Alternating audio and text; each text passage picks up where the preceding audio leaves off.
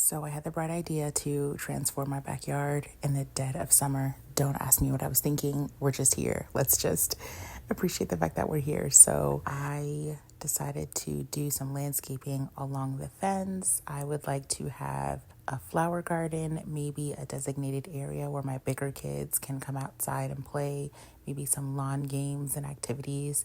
I do want to have a fruit and vegetable garden once we get a fence up, or at least build some type of barrier because, side note, we have a deer problem. More about that later.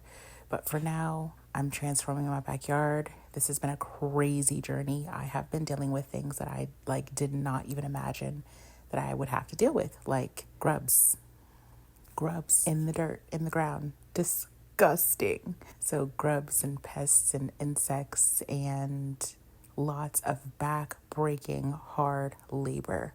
This has been a crazy journey, but I have been documenting and I'm finally ready to start sharing. So I am bringing you along with me. Welcome. And also, if you have any suggestions on what I should do as far as what I should be planting, something that is obviously heat tolerant. I'm in Florida, so it has to be able to tolerate heat very well.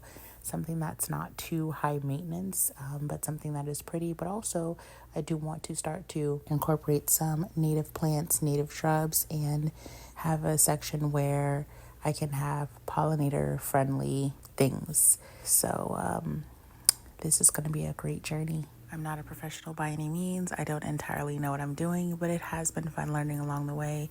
My new favorite things are strolling the Lowe's clearance section and just researching just ideas and ways to improve our backyard space. I will be walking you through a few transformations that I've already done in the near future. But for now, I hope you enjoy the beauty in the process with me.